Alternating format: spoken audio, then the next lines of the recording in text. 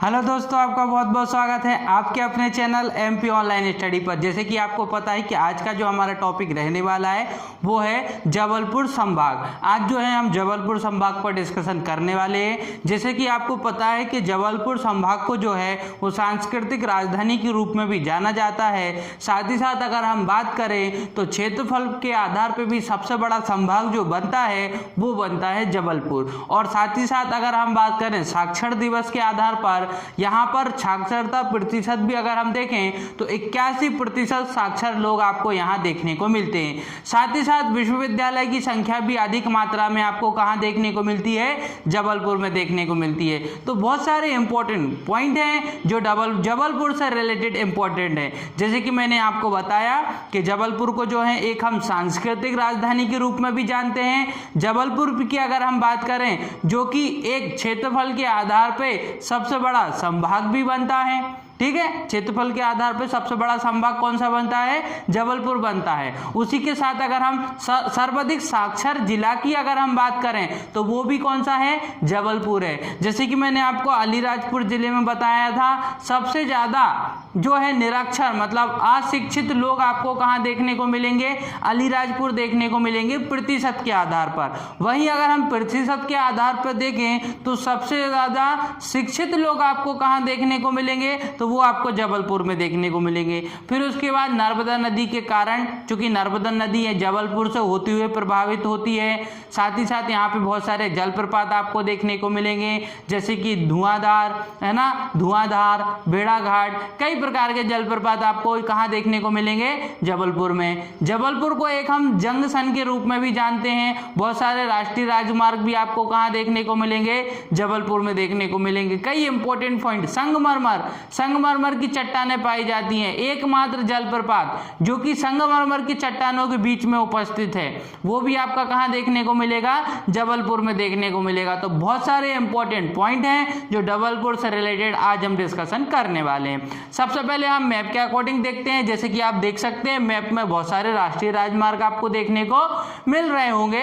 साथ ही साथ जबलपुर जो है एक संभाग के रूप में भी है। कई प्रकार के जिले संभाग के जिले के रूप में वो है जबलपुर संभाग के अंतर्गत आते हैं।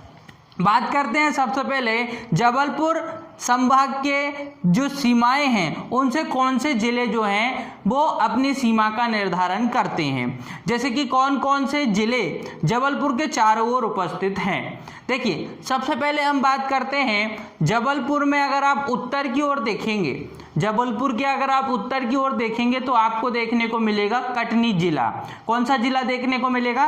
कटनी। ये वाला जो क्षेत्र देख रहे हैं आप, यहाँ आपको कटनी जिला देखने को मिलेगा। कौन सा जिला देखने को मिलेगा? कटनी जिला देखने को मिलेगा। वहीं अगर आप ये वाला क्षेत्र देखेंगे, यहाँ से लेकर तो यहाँ तक की जो ये सीमा बाउंड्री जो लगी हुई है वो दमोह जिले के साथ लगी हुई है। कौन से जिले के साथ लगी हुई है? दमोह जिले के साथ लगी हुई है। यहाँ कटनी है, यहाँ पर दमोह जिला है। उसके बाद अगर आप नीचे वाली देखेंगे, ये जो आपकी बाउंड्री है ये किसके साथ लगी हुई है? ये वाली बाउंड्री लगी हुई है यहाँ पर नरसिंहपुर जिले के साथ। कौन से जिले के साथ? नरसिंहपुर जिले के साथ। ठीक है, तो नरसिंहपुर जिला आपका यहाँ देखने को मिलेगा। आपको देखिए पश्चिम में आपको क्या देखने को मिलेगा? दमोह जिला देखने को मिलेगा। ये उत्तर वाले भाग में आपको कटनी जिला देखने को मिलेगा। और यहाँ पर दक्षिण पश्चिम में आपको कौन सा जिला देखने को मिलेगा? नरसिंहपुर जिला देखने को मिलेगा। फिर बात करते हैं अगर हम पूरब की बात करें तो पूरब में यहाँ से लेकर तो यहाँ तक आपको देखने को मिलेगा डिंडोरी जिला। कौन सा जिला देखने को मिलेगा? डिंडोरी जिला देखने को मिलेगा। तो डिंडोरी जिला आपको यहाँ देखने को मिलेगा। उसके साथ ये वाला जो क्षेत्र है यहां पर आपको देखने को मिलेगा मंडला जिला। कौन सा जिला? यहां से लेकर तो यहां तक आपको कौन सा जिला देखने को मिलेगा? ये वाला क्षेत्र किसका है? ये वाला क्षेत्र है मंडला जिले का। कौन से जिले का? मंडला जिले का। और लास्ट में दक्षिण में आपको देखने को मिलेगा सिवनी जिला। कौन सा जिला देखने को मिलेगा? सिवनी जिला देखने को मिलेगा। तो ऐसे आपको जो है 6 जिले याद रखना है जो कि जबलपुर के चारों ओर उपस्थित हैं। सबसे पहले आपको कटनी याद रखना है, कटनी के बाद आपको दमोह याद रखना है, दमोह के बाद आपको यहाँ पर नरसिंहपुर याद रखना है, नीचे आपको सिवनी जिला याद रखना है, यहाँ मंडला जिला याद रखना है और यहाँ पर डिंडोरी जिला याद रखना है। इस तरीके से 6 जिले जबलपुर संभाग के चारों ओर उपस्थित हैं, वो आपको याद रखना है। अब बात करते हैं राष्ट्रीय राजमार्ग की। देखिए, अगर हम बात करें राष्ट्रीय राजमार्ग की तो राष्ट्रीय राजमार्ग के आधार पर कई प्रकार के राष्ट्रीय राजमार्ग आपको देखने को मिलेंगे। सबसे बड़ा राष्ट्रीय राजमार्ग है इसके अंतर्गत जो उपस्थित है वो है NH7, national highway 7, national highway 7 NH7। ये जो दिख रहा है आपको ये है NH7, है ना, ये है राष्ट्रीय राजमार्ग NH7, है ना, ये वाला जो कहाँ से आता है, जो आता है आपका कटनी से और कहाँ जा रहा है, जो जा रहा है आपका, आप देख सकते हैं सिवनी की ओर आपको देखने को मिलेगा, सिवनी की ओर ये जा रहा है राष्ट्रीय राजमार्ग NH7। तो आता कहाँ से है, कटनी से। कटनी क्योंकि यहाँ उपस्थित है तो कटनी के बाद जबलपुर, जबलपुर के बाद सिवनी। उसके बाद आप देख सकते हैं एक राष्ट्रीय राजमार्ग आपको देखने को मिल रहा है NH45। ये जो NH45 है ये आपका कहाँ से आएगा, दमोह से, और ये किस जिले में जाएगा, ये जाएगा मंडला में। तो दमोह से होते हुए NH55 दमोह से होते हुए जबलपुर में एंटर करता है, जबलपुर से होते हुए कहाँ जाता है, ये मंडला जिले में जाता है। फिर उसके बाद हम बात करते हैं देखिए यहाँ पर आपको 2 याद रखना है, एक आपको याद रखना है NH12 और NH12A, उसी का भाग है NH12 और NH12A, मतलब NH12 और NH12A, ये 2 आपको याद रखना है। तो देखिए इसमें एक है NH12, ये आपका कहाँ जाएगा, ये जाएगा नेशनल हाईवे 12 जो आपका जा रहा है वो आपका जाएगा नरसिंहपुर जिले में। लेकिन NH12A इसमें फर्क है, NH12A ये जो जा रहा है ना ये आपका कहाँ जा रहा है, ये जा रहा है दमोह जिले में। कौन से जिले में जाएगा ये वाला, ये जाएगा दमोह जिले में। उसी के साथ अगर हम देखेंगे ये वाला आपको जो यही है ना national highway 12A, national highway 12A, ये आपका कहाँ जा रहा है, ये भी आपका यहाँ से मंडला, मंडला से होते हुए जबलपुर, जबलपुर से होते हुए दमोह में एंटर करता है। ठीक है, तो आपको इतने राष्ट्रीय राजमार्ग इसके अंतर्गत याद रखना है। एक हो जाएगा national highway 7, national highway 45, national highway 12A, national highway 12, है ना, और ये तो नेशनल हाईवे 7 ही है आपका जो कटनी से होता हुआ जबलपुर में एंटर करता है और जबलपुर से फिर ये नरसिंहपुर जिले में सिवनी जिले में एंटर करता है। तो इस तरीके से नेशनल हाईवे आपको याद रखना है जबलपुर संभाग के अंतर्गत। अब चूंकि जबलपुर संभाग को हम सांस्कृतिक राजधानी के रूप में भी जानते हैं तो आपको ये भी याद रखना है। क्षेत्रफल के आधार पर सबसे बड़ा संभाग है, ये भी याद रखना है। सर्वाधिक साक्षर लोग आपको कहाँ देखने को मिलेंगे, जबलपुर में देखने को मिलेंगे। इसी के साथ इंपॉर्टेंट कुछ क्षेत्र हैं जबलपुर में जो हम आज डिस्कस करेंगे। सबसे पहले आप देखिए, आपको सबसे पहला पॉइंट देखने को मिलेगा बरगी। बरगी आपको नर्मदा नदी पर एक अवंतीबाई सागर एक बांध के रूप में देखने को मिलेगा, बरगी बांध के रूप में देखने को मिलेगा, जहां पानी इकट्ठा हो जाता है तो एक सागर के रूप में, तालाब के रूप में इकट्ठा हो जाता है। जब भी हम बांध का निर्माण करते हैं तो जहां पर बांध बना जाता है वहां पर पानी इकट्ठा हो जाता है और वो एक सागर का रूप ले लेता है, जिसको अवंतीबाई सागर नाम रखा गया है। तो अगर आप देखेंगे बरगी, देखिए क्षेत्र भी मैं आपको बताते जाता हूं, जैसे कि बरगी आपको ये क्षेत्र देखने को मिल रहा होगा। बरगी जो क्षेत्र है यहाँ नर्मदा नदी से आपको एक बांध देखने को मिलेगा, बरगी बांध, और उस बरगी बांध से एक सागर का निर्माण हुआ है जिसको है अवंतीबाई सागर के नाम से जाना जाता है। तो बरगी बांध को ही अवंतीबाई सागर के रूप में जाना जाता है, ये आपको याद रखना है, जो कि नर्मदा नदी पर है। तो 3 पॉइंट आपको इसमें याद रखना है, बरगी बांध, नर्मदा नदी, अवंतीबाई सागर, ये 3 चीजें आपको कंटिन्यू याद रखना है जबलपुर में। ठीक है, फिर उसके बाद हम बात करते हैं सीहोर। सीहोर इसलिए प्रसिद्ध है जबलपुर में क्योंकि विष्णु वराह मंदिर आपको देखने को मिलेगा, प्रसिद्ध मंदिर है इसलिए मैंने यहाँ पर लिखा हुआ है। विष्णु वराह मंदिर आपको जबलपुर में देखने को मिलेगा सीहोर में, और सीहोर आपको ये देखने को मिल रहा होगा जो कि आपका कहाँ हो जाएगा, बरगी के जस्ट नीचे आपको देखने को मिलेगा। तो बरगी के जस्ट नीचे नीचे सीहोर देखने को मिलेगा, विष्णु बराह का मंदिर आपको यहाँ देखने को मिलेगा। ठीक है, उसके नीचे तीवर आपको देखने को मिल रहा है। देखिए उसके नीचे आपको क्या देखने को मिल रहा है, तीवर। तीनों आप साथ में याद रखिए, बरगी है ना, बरगी के बाद सिहोरा, सिहोरा के बाद सीहोर, सिहोरा नहीं है सीहोर है, बरगी सीहोर तीबर, बरगी सीहोर तीबर। तीबर की अगर हम बात करें तो प्राचीन में जो प्राचीन समय रहा है, इतिहास में अगर हम जाएंगे उस समय ये राजधानी रहा है जबलपुर की। ये इस क्षेत्र की जो राजधानी रहा था वो तीवर रहा है। प्राचीन राजधानी के रूप में तीवर को जाना जाता है। साथ ही साथ जो है त्रिपुर सुंदरी देवी का मंदिर आपको देखने को मिलेगा। त्रिपुर सुंदरी देवी का मंदिर आपको तीवर में देखने को मिलेगा। किसका? त्रिपुर सुंदरी देवी का मंदिर आपको कहां देखने को मिलेगा?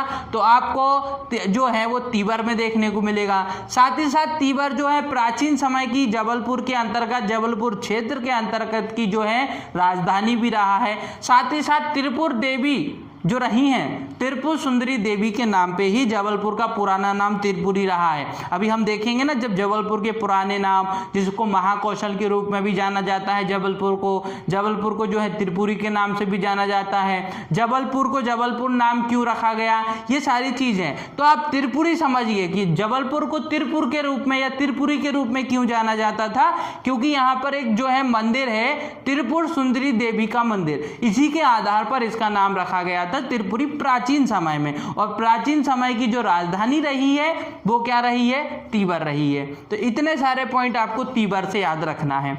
फिर बात करते हैं भेड़ाघाट। सबको पता है नर्मदा नदी पर स्थित भेड़ाघाट एक जलप्रपात है। नर्मदा नदी पर स्थित भेड़ाघाट एक जलप्रपात है। भेड़ाघाट के आगे आपको एक धुआंधार जलप्रपात भी देखने को मिलेगा। अभी हम डिस्कस कर रहे हैं भेड़ाघाट। बात करें भेड़ाघाट की तो भेड़ाघाट जो है आपको नर्मदा नदी पर जलप्रपात है। और ये जो भेड़ाघाट जलप्रपात है, संगमरमर की चट्टानें भी यहाँ से प्राप्त होती हैं। संगमरमर की चट्टानें आपको जबलपुर के लिए प्रसिद्ध है। जबलपुर प्रसिद्ध है संगमरमर की चट्टानों के लिए, याद रखना।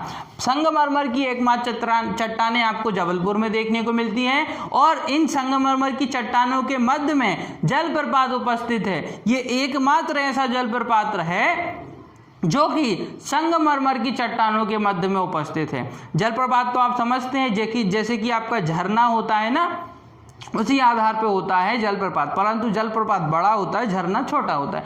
ऊपर से जब पानी गिरता है धुएं के रूप में, बड़ी संख्या के, बड़ी मात्रा के रूप में, वो जलप्रपात का रूप ले लेता है। तो जलप्रपात आपको देखने को मिलेगा नर्मदा नदी पर। भेड़ाघाट पर आपको एक जलप्रपात देखने को मिलेगा। संगमरमर की चट्टानों के मध्य में ये जलप्रपात गिरता है। एकमात्र जलप्रपात ऐसा है जो संगमरमर की चट्टानों के मध्य में उपस्थित है।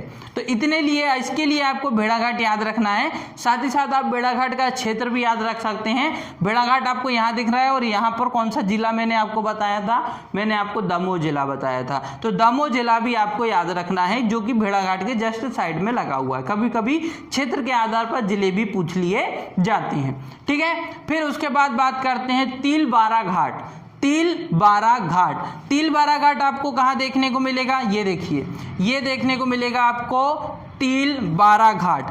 तिलवारा घाट आपको नेशनल हाईवे 12 के जस्ट नीचे आपको देखने को मिल रहा है। ये नेशनल हाईवे 12 है, उसके नीचे आपको तिलवारा घाट देखने को मिल रहा है। तिलवारा घाट की बात करें तो जो महात्मा गांधी जी जो हमारे रहे हैं, महात्मा गांधी जी की अस्थियां नर्मदा नदी में प्रवाहित की गई थी, वो इसी घाट से प्रभावित की गई थी। ये जो घाट है, इसी घाट से महात्मा गांधी जी की अस्थियों को जो है वो नर्मदा नदी में जो है वो समर्पित किया गया था, प्रवाहित किया गया था। साथ ही साथ यहाँ पर एक अधिवेशन भी हुआ था, त्रिपुरी कांग्रेस अधिवेशन। त्रिपुरी कांग्रेस अधिवेशन भी हुआ था 1939 में। 1934 में एक कांग्रेस का अधिवेशन भी यहाँ आयोजित किया गया था। कहाँ पर?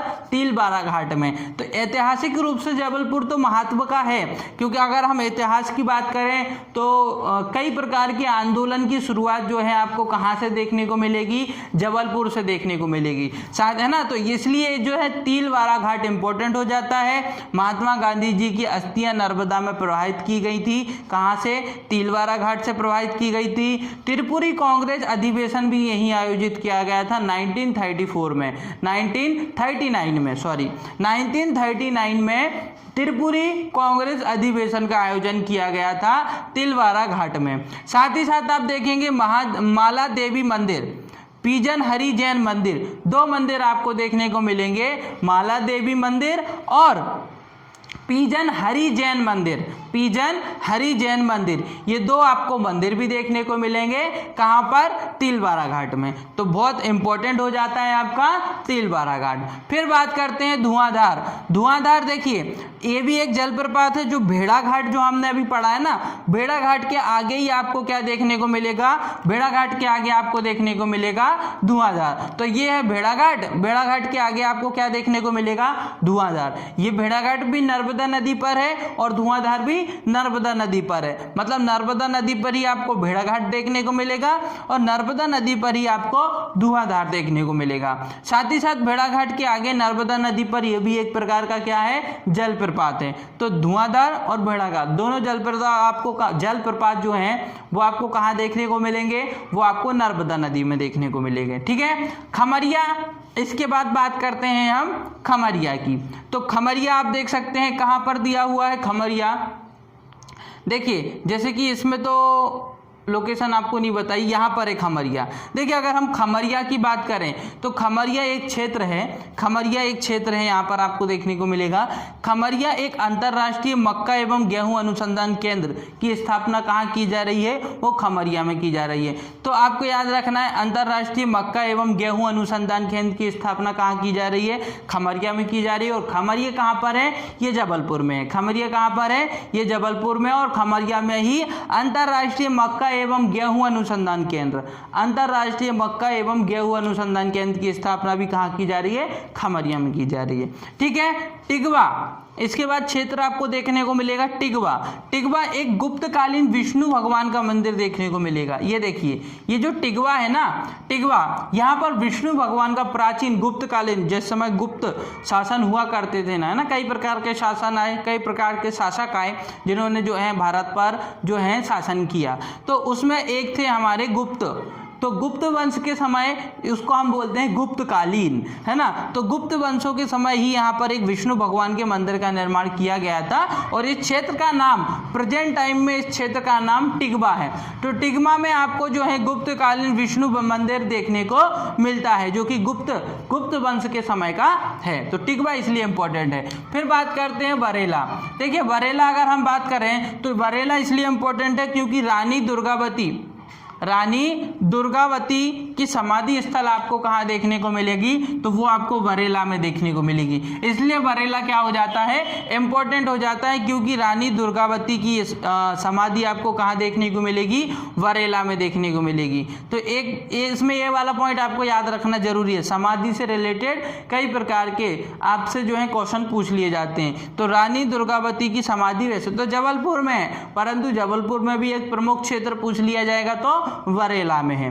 ठीक है। रूपनाथ में आपको क्या देखने को मिलेगा? ये जो रूपनाथ क्षेत्र है यहाँ आपको क्या देखने को मिलेगा? तो यहाँ आपको देखने को मिलेगा अशोक शिलालेख। अशोक द्वारा कई प्रकार के शिलालेख लिखे गए हैं, कई प्रकार के शिलालेख आपको देखने को मिलते हैं, है ना। कई प्रकार के स्तूप भी आपको देखने को मिलते हैं, अशोक के स्तूप देखने को मिलते हैं, अशोक के जो है शिलालेख देखने को मिलते हैं। तो उसी में से एक शिलालेख आपको कहाँ देखने को मिलेगा? रूपनाथ में देखने को मिलेगा। तो रूपनाथ में एक आपको शिलालेख देखने को मिलेगा अशोक का। साथ ही साथ ये जो क्षेत्र दिख रहा है यहाँ पर आपको 64 योगिनी मंदिर देखने को मिलेगा। यहाँ पर आपको 64 योगिनी मंदिर, कई प्रकार की एग्जामों में 64 योगिनी मंदिर से क्वेश्चन, इसलिए मैंने उसको खास तौर पे लिखा हुआ है 64 योगिनी मंदिर। 64 योगिनी मंदिर कहाँ है? जबलपुर में है। 64 योगिनी मंदिर कहाँ है? जबलपुर में। कई प्रकार की एग्जामों में जो है मंदिर से रिलेटेड और खास तौर पे 64 योगिनी मंदिर से रिलेटेड एग्जाम में क्वेश्चन पूछ लिया जाता है जो जबलपुर में है, याद रखना है।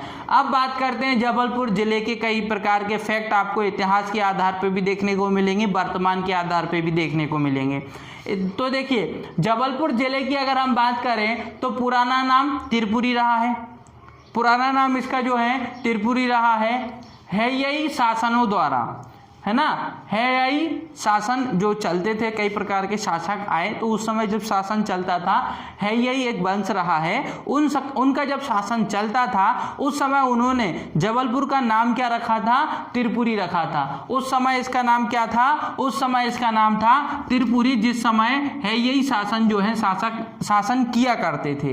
फिर उसके बाद जवाली ऋषि के नाम पर जवालीपुरम रखा गया। किसके नाम पर, जवाली ऋषि, एक ऋषि हुआ करते थे प्राचीन समय में, उनका नाम था जवाली ऋषि। उन जवाली ऋषि के नाम पर ही जो है जबलपुर का नाम जो है जवालीपुरम रखा गया, और धीरे धीरे उसका नाम परिवर्तित होते होते जबलपुर उसका नाम हो गया। तो आपको ये याद रखना है, जबलपुर जो नाम है वो किसके आधार पर रखा गया है, तो जवाली ऋषि रहे हैं, उनका नाम था जवाली।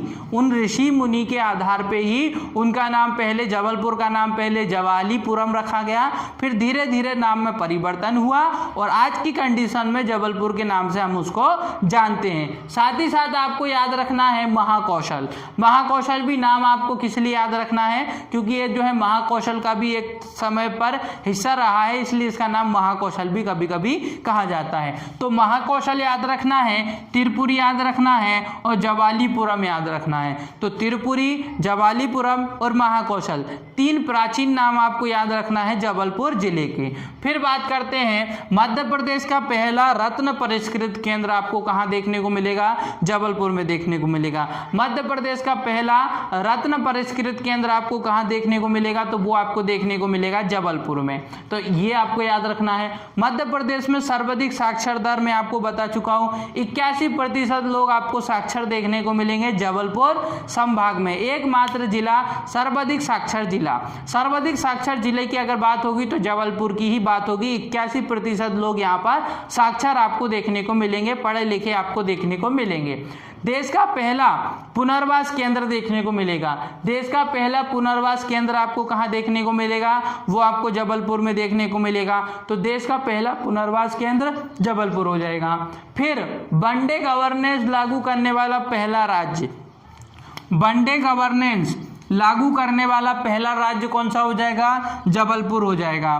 ठीक है। क्षेत्रफल में मध्य प्रदेश का सबसे बड़ा संभाग, क्षेत्रफल में मध्य प्रदेश का सबसे बड़ा संभाग, लेकिन जिले के रूप में छिंदवाड़ा, मैंने आपको बताया है कि देखो जिले के रूप में बात होगी तो छिंदवाड़ा जिले की बात होगी, परंतु संभाग के रूप में बात होगी तो जबलपुर जिले की बात होगी। अगर आपसे क्वेश्चन पूछा जाता है कि क्षेत्रफल के आधार पर सबसे बड़ा संभाग तो जबलपुर होगा, परंतु क्षेत्रफल के आधार पर सबसे बड़ा जिला तो छिंदवाड़ा होगा, ये याद रखना। फिर अगर आपको क्षेत्रफल जनसंख्या के आधार पर सबसे बड़ा संभाग पूछ लिया जाता है तो इंदौर आएगा उसमें आंसर। ठीक है। अब बात करते हैं क्षेत्रफल में मध्य प्रदेश का सबसे बड़ा संभाग, भारी वाहन कारखाना। भारी वाहन कारखाना आपको जबलपुर में देखने को मिलेगा। बड़े बड़े जो वाहन बनते हैं ना, उसके कारखाना आपको कहाँ देखने को मिलेगा, जबलपुर में देखने को मिलेगा। मध्य प्रदेश उच्च न्यायालय की स्थापना 1954 में की गई थी, जबलपुर में की गई थी। मध्य प्रदेश उच्च न्यायालय की स्थापना जबलपुर में की गई थी, ये भी आपको याद रखना है। प्रथम सेना शस्त्र स्कूल, प्रथम सेना शस्त्र स्कूल, ये भी आपको जबलपुर में देखने को मिलेगा। तो इसमें आपको भारी वाहन कारखाना याद रखना है सॉरी, भारी वाहन कारखाना जबलपुर। मध्य प्रदेश उच्च न्यायालय की स्थापना 1954 में। थल सेना शस्त्र स्कूल जबलपुर में। महात्मा गांधी सामुदायिक विकास प्रशिक्षण केंद्र, इंपॉर्टेंट है, महात्मा गांधी सामुदायिक विकास प्रशिक्षण केंद्र जबलपुर में, इंपॉर्टेंट है, इसलिए बार बार रिपीट कर रहा हूँ। महात्मा गांधी सामुदायिक विकास प्रशिक्षण केंद्र जबलपुर में देखने को मिलेगा, है ना। मध्य प्रदेश का द्वितीय पशु चिकित्सालय, मध्य प्रदेश का द्वितीय पशु चिकित्सालय, तो पहला कहाँ देखने को मिलेगा, महू इंदौर में देखने को मिलेगा। देखिए पहला पशु चिकित्सालय महू इंदौर में देखने को मिलता है, परंतु दूसरा पशु चिकित्सालय जबलपुर में देखने को मिलता है। तो दोनों आपको याद रखना है, पहला पशु चिकित्सालय महू इंदौर में देखने को मिलेगा और मध्य प्रदेश का दूसरा पशु चिकित्सालय जबलपुर संभाग में देखने को मिलेगा। कृषि अभियांत्रिकीय महाविद्यालय, कृषि अभियांत्रिकीय महाविद्यालय, कृषि अभियांत्रिकीय महाविद्यालय जबलपुर में देखने को मिलेगा। सुभद्रा कुमारी चौहान समारोह कहाँ पर होता है, ये कभी रही है ना। तो सुभद्रा कुमारी चौहान समारोह का आयोजन कहाँ किया जाता है, जबलपुर में किया जाता है ना। तो ये सारे फैक्ट आपको याद रखते हुए चलना है। अभी बहुत सारे फैक्ट और भी अभी इसमें बाकी हैं, है ना। देखिए, महात्मा गांधी सामुदायिक विकास प्रशिक्षण केंद्र आपको जबलपुर में देखने को मिलेगा। मध्य प्रदेश का दूसरा पशु चिकित्सालय जबलपुर में देखने को मिलेगा, परंतु पहला पशु चिकित्सालय महू इंदौर में देखने को मिलेगा। ठीक है, कृषि अभियांत्रिकी महाविद्यालय आपको जबलपुर में देखने को मिलेगा। सुभद्रा कुमारी चौहान समारोह का आयोजन जबलपुर में किया जाता है। साथ ही साथ जो है शंकर शाह और हृदयन शाह, ये दो प्रमुख जो है हमारे क्रांतिकारी रहे हैं। और जो हमारा 1857 की जब क्रांति हुई थी, जिस समय 1857 का विद्रोह प्रारंभ हुआ था, उस समय जबलपुर से विद्रोह प्रारंभ करने वाले शंकर शाह, हृदयन शाह ये शहीद हो गए थे, है ना। तो ये आपको दो नाम याद रखना है। 1857 की क्रांति में प्रमुख जो है शहीद, प्रमुख जो है क्रांतिकारी के रूप में सामने आए, जो है शंकर शाह और हृदयन शाह। तो शंकर शाह और हृदयन शाह, एक शंकर शाह नाम याद रखना है और हृदयन शाह आपको याद रखना है 1857 की क्रांति के रूप में। झंडा सत्याग्रह का प्रारंभ जबलपुर से किया गया। अच्छा, कई प्रकार के जो हैं वो सत्याग्रह और कई प्रकार के आंदोलन महात्मा गांधी द्वारा प्रारंभ किए गए।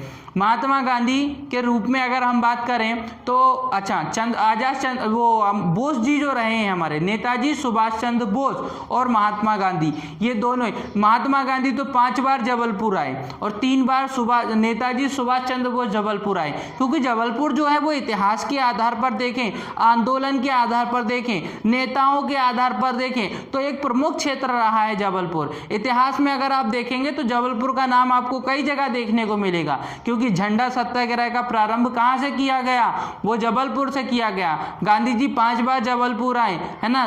नेताजी सुभाष चंद्र जी बोस ये भी 3 बार जबलपुर आ चुके हैं। तो बहुत सारी चीजें हैं आपको जबलपुर में देखने को मिलेंगी, है ना। तो शंकर शाह, हृदयन शाह ये आपको 2 शहीद देखने को मिलेंगे 1857 के अंतर्गत।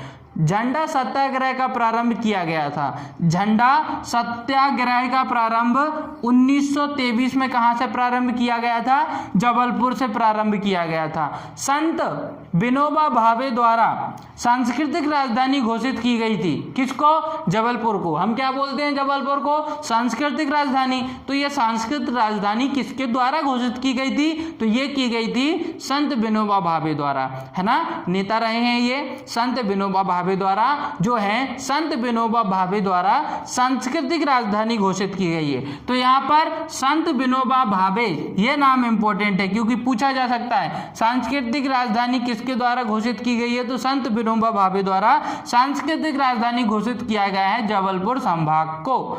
मध्य प्रदेश ग्रामीण विकास संस्थान, मध्य प्रदेश ग्रामीण विकास संस्थान आपको कहाँ देखने को मिलेगा, ये भी आपको जबलपुर में देखने को मिलेगा। मध्य प्रदेश ग्रामीण विकास संस्थान जबलपुर में देखने को मिलेगा। इतिहास के आधार पर बात करें तो कलचुरी वंश का शासन रहा है जबलपुर में। गोंडवाना क्षेत्र भी रहा है। ये जबलपुर का क्षेत्र कौन सा क्षेत्र माना जाता है, गोंडवाना क्षेत्र माना जाता है। और यहाँ पर जो है कलचुरी वंश हुआ करते थे ना, उनके द्वारा भी शासन किया गया है जबलपुर संभाग में। तो कलचुरी वंश भी याद रखना है। क्षेत्र की बात करें तो गोंडवाना क्षेत्र आपको देखने को मिलेगा, है ना। भूगोल के आधार पर अगर हम देखेंगे तो हमने मध्य प्रदेश को, भारत को कई प्रकार के क्षेत्रों में विभाजित किया गया है। उसी आधार पर अगर आप देखेंगे तो गोंडवाना क्षेत्र आपको कहाँ देखने को मिलेगा, जबलपुर में देखने को मिलेगा। जबलपुर में इतिहास की बात करें तो कलचुरी वंश द्वारा जो है शासन किया गया है, तो ये भी आपको याद रखना है।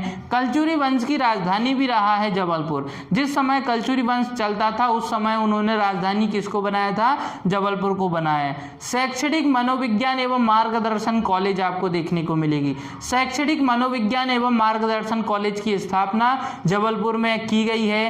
राज्य विज्ञान शिक्षा संस्थान, राज्य विज्ञान शिक्षा संस्थान भी आपको जबलपुर में देखने को मिलेगी। तो बहुत सारे इंपॉर्टेंट फैक्ट आपको जबलपुर में देखने को मिलेंगे। देखिए, शैक्षणिक मनोविज्ञान एवं मार्गदर्शन कॉलेज जबलपुर में है। राज्य विज्ञान शिक्षा संस्थान जबलपुर में है।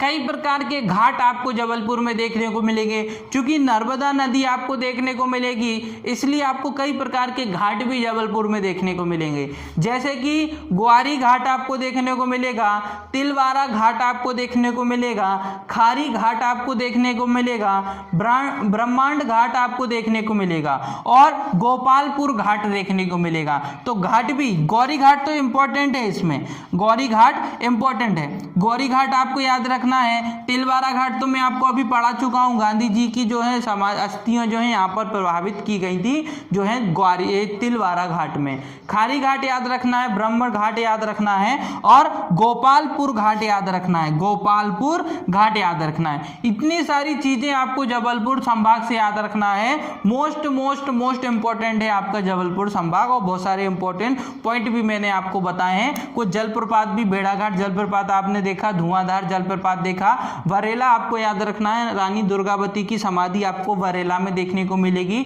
रूपनाथ याद रखना है, विष्णु भगवान का मंदिर आपको रूपनाथ में देखने को मिलेगा। 64 योगिनी मंदिर जबलपुर में है, ये भी आपको याद रखना है ना। टिकवा क्षेत्र भी आपको याद रखना है। 3 प्राचीन नाम रहे हैं जबलपुर के त्रिपुरी, वो भी याद रखना है। जवालीपुरम पुराना नाम जवालीपुरम, धीरे धीरे नाम परिवर्तन हुआ और उसका वर्तमान नाम जबलपुर आ गया।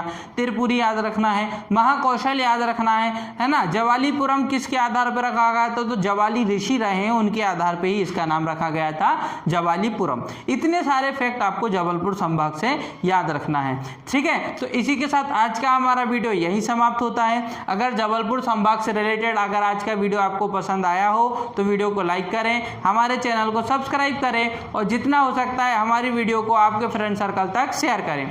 ओके दोस्तों, thank you, thanks for watching.